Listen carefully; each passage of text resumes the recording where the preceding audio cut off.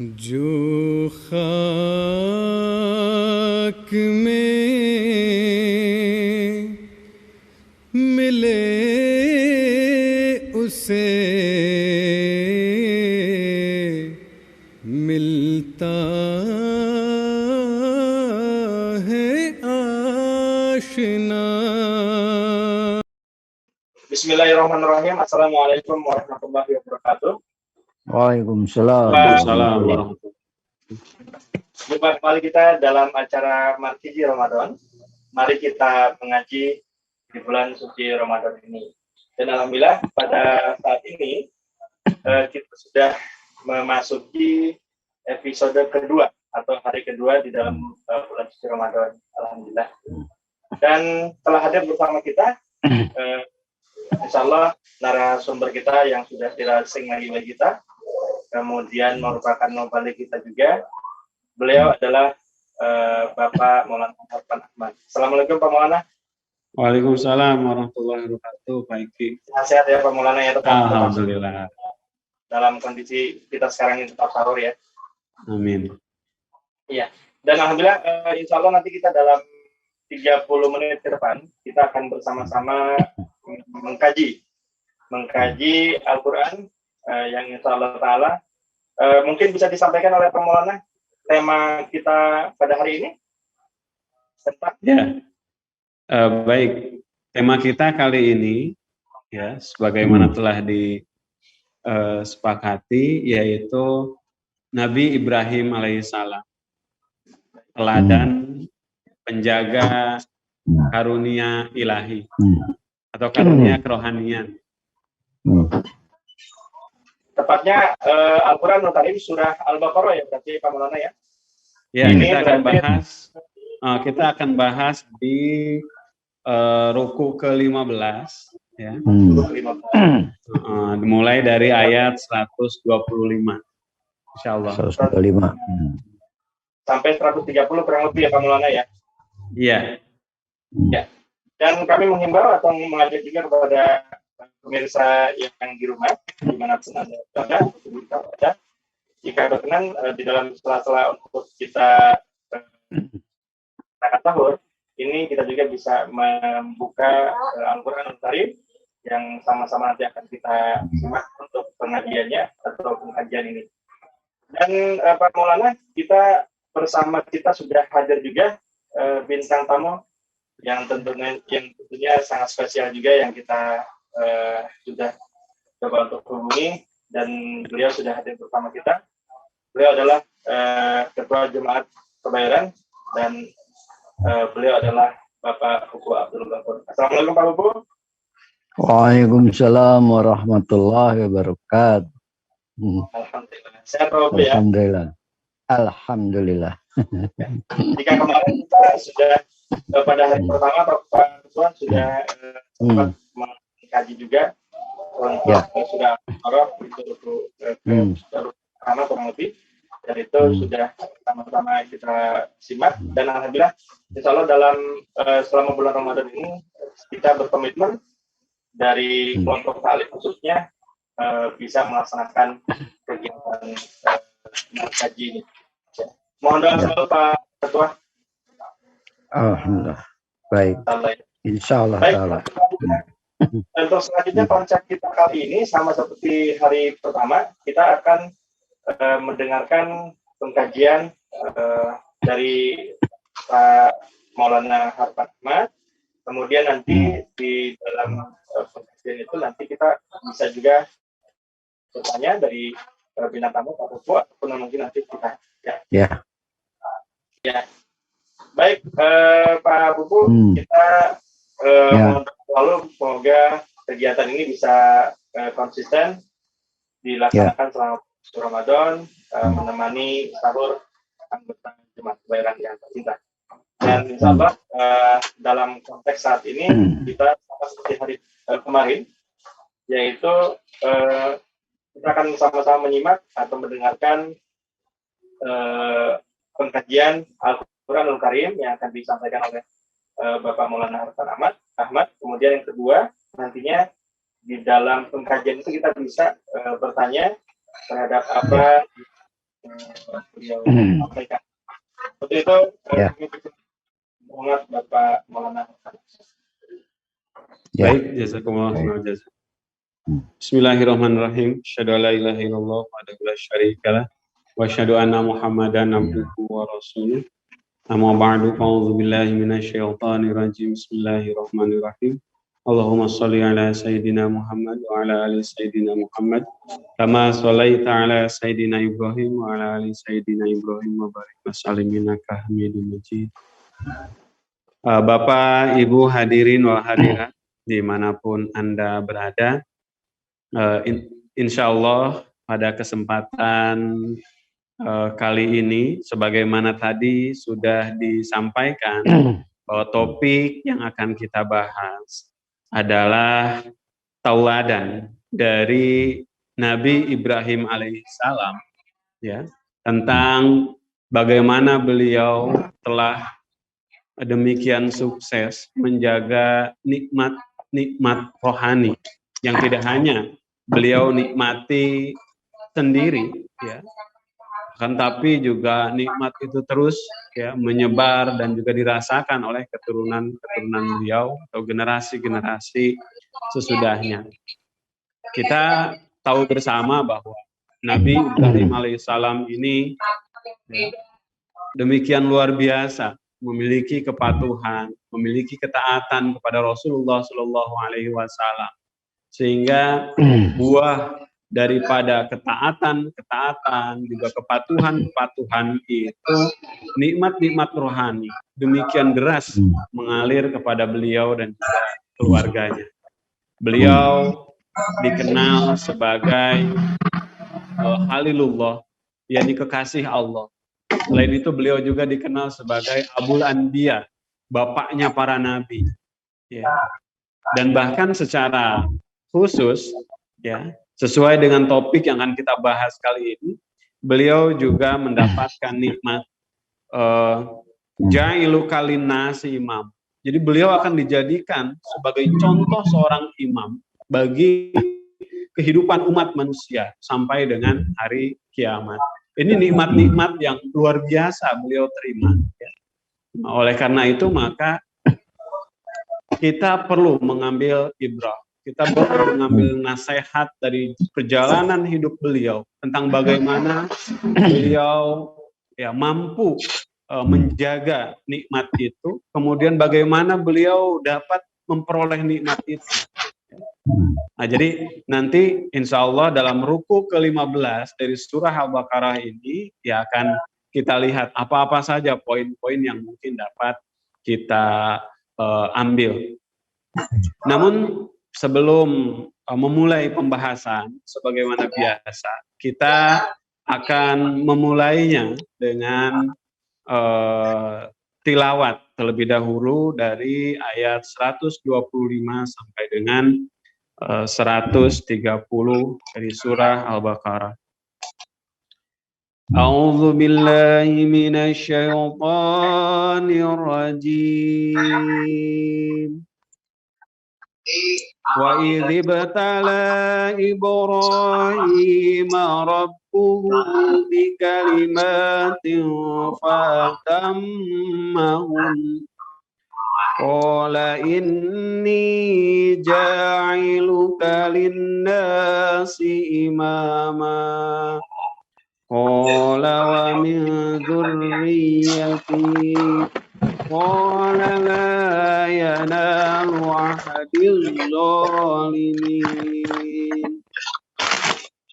wa idh ja'alna baita masabatan linnasi wa amna wattakhidhu min maqami Ibrahima musalla وعهدنا إلى إبراهيم وإسماعيل أن طهر بيتي للطائفين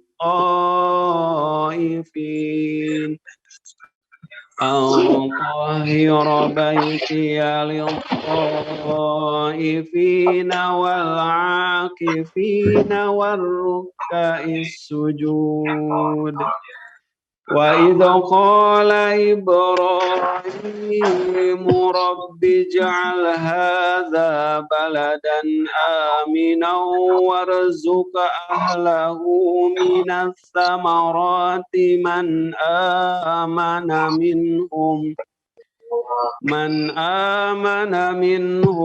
billahi wal yawmil akhir. Qala wa man kafara fa umatti'uhu qalilan thumma adtarruhu ila adzabin nar wa bi'sal masir. Wa idh yarfa'u Ibrahimu qawa'ida minal baiti wa Ismail Rabbana taqabbal minna innaka antas sami'ul alim. Rabbana waj'alna muslimaini laka wa min dzurriyyatina ummatan muslimatan lak wa arina manasikana wa tub alaina innaka antat tawwabur rahim. Rabbana wab'ats fihim rasulan minhum yatlu 'alaihim ayatika wa yu'allimuhumul kitaba wal hikmata wa yuzakkihim innaka antal azizul hakim. Alhamdulillah. Jadi demikian ya tilawah dari ayat 125 sampai dengan 130 dari surah Al-Baqarah, dan kita akan lanjutkan kepada pembahasan daripada ayat-ayatnya. Allah Subhanahu wa taala berfirman, wa idzib tala Ibrahim rabbuhu bikalimatin fa'atammahum. Dan ingatlah ketika Ibrahim diuji oleh Tuhannya dengan beberapa kalimat, lalu ia menyempurnakan. Qala inni ja'iluka linnasi imam. Dia, yakni Allah Ta'ala berfirman, sesungguhnya aku akan menjadikan engkau imam bagi manusia. Qala wa min dzurriyyati. Ia, yakni Nabi Ibrahim alaihissalam berkata, dan juga dari keturunanku. Qala la yanalu ahdiz zalimin. Allah Ta'ala berfirman, ya, tetapi janjiku tidak akan berlaku bagi orang-orang yang aniaya. Di sini difirmankan bahwa Nabi Ibrahim alaihissalam ya akan diberikan suatu anugerah oleh Allah Subhanahu wa taala, imam alinnas. Jadi beliau akan dijadikan sebagai imam bagi umat manusia. Ya. Dan maksud daripada hal ini adalah bahwa nikmat imam tadi itu yang merupakan nikmat kerohanian yang akan didapat oleh Nabi Ibrahim alaihissalam itu beliau peroleh tidak dengan cuma-cuma, ya, tidak dengan cuma-cuma, melainkan nikmat itu beliau peroleh karena beliau sudah berhasil. Beliau sudah sukses menjalankan segala perintah dari Allah Subhanahu wa taala. Ya, beliau telah berhasil menunjukkan suatu ketaatan yang demikian luhur derajatnya kepada Allah Subhanahu wa taala.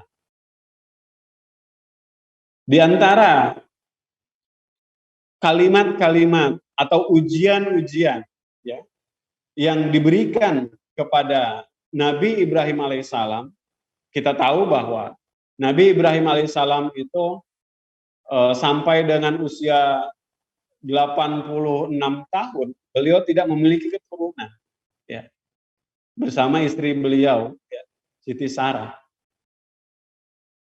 Baru di usia 86 tahun kemudian beliau memiliki seorang putra, ya, dari istri kedua beliau, ya, yaitu Siti Hajar.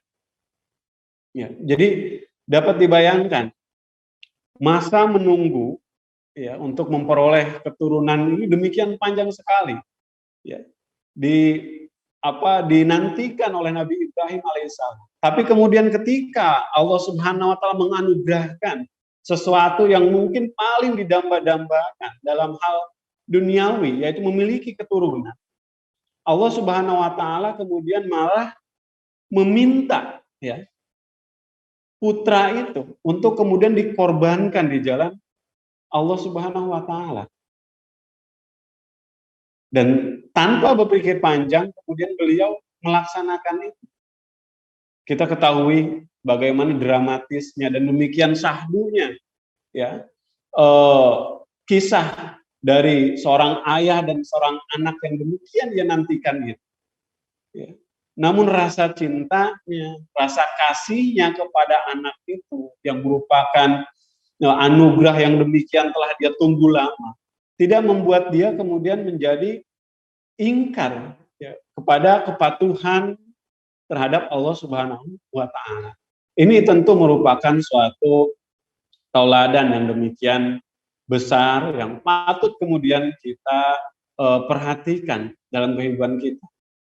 Bahwa sebesar apapun nikmat yang kita rasakan dengan anugerah seorang anak itu, jangan kemudian menjadikan kita mahrum daripada ketaatan kepada Allah Subhanahu wa taala. Jangan kemudian kita menjadi orang-orang yang kemudian ingkar kepada Allah Subhanahu wa taala karena rasa cinta itu. Ya. Kecintaan yang kemudian tidak dibarengi dengan tidak dibarengi dengan pemahaman yang benar, itu memang akan senantiasa menjerumuskan dan bahkan akan menjadikan suatu bencana dalam keluarga itu. Ya, sebagai permisalan seperti inilah, anak kecil, ya, jika dia memiliki rasa sayang, rasa cinta, ya, kepada sesuatu, maka dia akan memegang itu dengan erat. Misalkan ada seorang anak yang suka melihat anak ayam, ya, itu kan dia akan tangkap itu, kemudian dia akan pegang dengan erat-erat supaya tidak lepas. Nah, itu rasa cinta dengan memegang erat anak ayam itu bukanlah suatu bentuk ketidaksukaan sehingga akan membunuh hewan itu sendiri. Ya. Nah, rasa cinta kepada anak tanpa dibarengi dengan pemahaman yang benar, itu pun akan membunuh sang anak. Oleh karena itu, maka dalam kisah ini kita mendapatkan suatu pengajaran bagaimana kecintaan yang demikian besar Nabi Ibrahim pada putranya. Kemudian beliau tidak lantas menjadikan itu sebagai penghalang daripada kepatuhan kepada Allah Subhanahu wa taala. Ya, jadi ini suatu pelajaran yang demikian berharga, ya, satu kisah yang demikian berharga. Dalam kisah lain kita ketahui bagaimana kemudian Nabi Ibrahim ketika sudah beranjak lebih besar dibawa oleh Nabi Ibrahim ke suatu padang gurun yang tandus, yang tidak ada kehidupan di sana demi perintah Allah Subhanahu wa taala. Dan itu beliau jalani. Ya. Itu beliau jalani dengan demikian penuh tanggung jawab. Dan kemudian buah daripada pengorbanan itu, buah daripada ketaatan itu, kita lihat bagaimana besarnya nikmat, bagaimana derasnya nikmat rohani yang beliau terima, baik oleh beliau, putra beliau, atau generasi-generasi setelah itu. Makanya beliau dikenal sebagai Abul Anbiya, karena banyak sekali dari antara keturunan-keturunan beliau kemudian yang dapat memperoleh gelar Nabi. Jadi singkatnya bahwa nikmat yang diterima oleh Nabi Ibrahim alaihissalam itu bukanlah suatu yang kemudian diperoleh tiba-tiba, ya tidak. Kan tapi selalunya bahwa nikmat, kebahagiaan, kesuksesan itu tidak mungkin diraih tanpa adanya suatu proses, ya, suatu pengorbanan. Nah, ini mungkin poin yang perlu kita petik dari hal ini. Di sini dijelaskan bahwa ibtila atau cobaan itu mengandung dua hal. Pertama, pengkajian kedudukan atau keadaan objeknya dan menjadi kenal dengan apa-apa yang sebelumnya tidak diketahui mengenai keadaan objek itu. Ya. Jadi karena Nabi Ibrahim alaihissalam akan dijadikan sebagai tauladan, akan dijadikan sebagai contoh bagi umat manusia sampai dengan hari kiamat, ya, maka Allah Subhanahu wa taala berikan suatu perintah yang mungkin di awalnya itu tidak berada di batas lingkup pemahaman daripada Nabi Ibrahim alaihissalam. Bagaimana kemudian akhir dari pengorbanan yang akan dia berikan. Ya. Jadi ibtila itu salah satunya adalah untuk mengetahui, ya, keadaan objek, ya, dan menjadi kenal dengan apa yang sebelumnya tidak diketahui mengenai keadaan objek itu.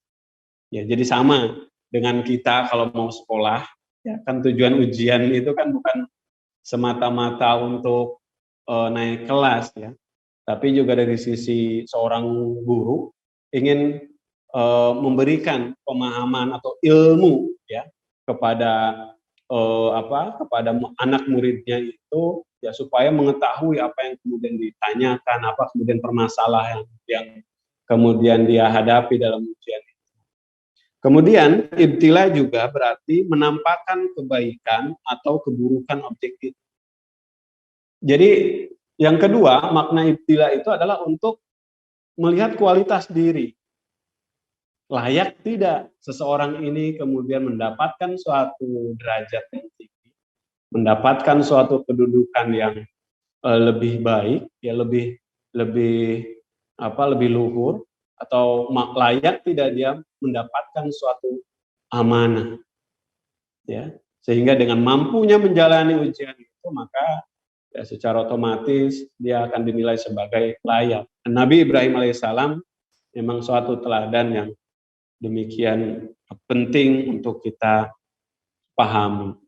Jadi sampai di sini ya kita lihat, ya, demikian besar sebetulnya pelajaran yang harus kita pahami, dan kita, ya, sebagai orang-orang yang beriman penting untuk kemudian memperhatikan hal ini, ya.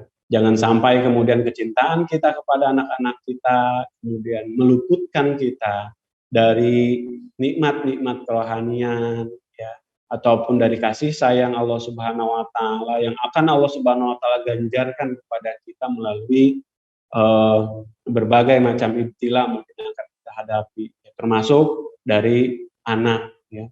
Karena memang untuk masa saat ini, ya, di mana orang-orang kemudian demikian besar kecondongannya kepada dunia sehingga tak sedikit kemudian orang lupa, ya, kepada unsur-unsur atau dasar-dasar kerohanian bagi anak-anaknya, ya. Tak sedikit kita lihat bagaimana orang tua hanya memperhatikan kehidupan jasmaninya saja, makannya gimana, jajannya gimana, ya, kemudian pendidikannya gimana, ya, apa kemudian nanti cita-cita yang akan dia raih, tanpa kemudian memiliki kecondongan yang juga sama, ya, dalam perkara rohani, ya, sehingga kemudian mereka diarahkan, ya, kepada hal-hal yang bersifat duniawi semata, tidak ada kepedulian kepada rohanian. Nah, sebagai seorang yang beriman, ya, tentu kita jangan sampai kemudian, ya, di antara kita termasuk ada yang demikian. Oleh karena itu maka keinginan-keinginan kepada generasi kita, keturunan kita, ya, dalam hal kesuksesannya di dunia, maka demikian juga seharusnya ya kesuksesan anak-anak kita di dalam kerohanian itu pun harus diperhatikan. Hazrat Masih Maud salam ya demikian menekankan kepada hal ini ya dengan mengutip sabda beliau. Hazrat Khalifatul Masih Al-Khamis ya pernah dalam khutbah beliau tentang menciptakan generasi yang cemerlang sekitar tahun 2015, beliau pernah menyampaikan ya apakah ada katanya orang yang kemudian rela memberikan barang-barang yang tidak berharga ya kepada anak-anaknya, sedangkan meluputkan anak-anaknya itu dari hasanah-hasanah yang luar biasa, nikmat-nikmat yang demikian besar. Ada tidak? Tentu tidak ada. Nah, permisalan rohani dan juga dunia dalam Al-Quran dikatakan seumpama permainan. Ya, dunia dan akhirat atau dunia dan kerohanian itu dalam Al-Quran disebutkan sebagai permainan. Ya, antara permainan dan juga realitas. Ya. Tentu seorang yang kemudian berpikir, ya, dia tidak mungkin akan rela mewariskan kepada anak-anaknya sesuatu yang hanya berupa mainan atau keduniawian itu tadi. Ya, tentu dia akan memberikan suatu warisan yang demikian berharga bagi kehidupan, yaitu kerohanian. Oleh karena itu maka ini menjadi suatu hal yang penting, terlebih kita sebagai Ahmadi, ya kita perlu untuk memperhatikan perkara-perkara ini. Dan toladan ini demikian jelas telah disampaikan kepada kita. Ya. Jadi sampai di sini kita dapatkan suatu pelajaran yang demikian besar. Kira-kira gimana Pak Eki ataupun Pak Ketua yang menyoroti, mungkin ada suatu pandangan-pandangan lain yang mungkin perlu kita lagi nih dari pemahaman dari ayat 125 ini tentang tauladan Nabi Ibrahim. Baik, jazakumullah. Itu luar biasa penyampaian tadi. Sebelum kita lanjut karena masih lumayan banyak. Enggak. Silakan Pak, jika mungkin ada yang ingin ditanyakan mengenai khusus. Ya. Ya. Ada hubungan hubungan emosional yang sifatnya ruhaniah ya Pak Maulana Harpan, antara ayah seorang nabi Ibrahim dengan anaknya, sehingga kejadian itu dipakai sebagai landasan bagian dari rukun haji gitu ya? Ya. Itu kejadian itu ya? Ya. Nah, aspek rohaniah yang paling mendalamnya apa kira-kira ya?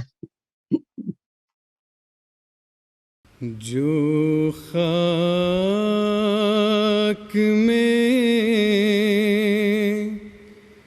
मिले उसे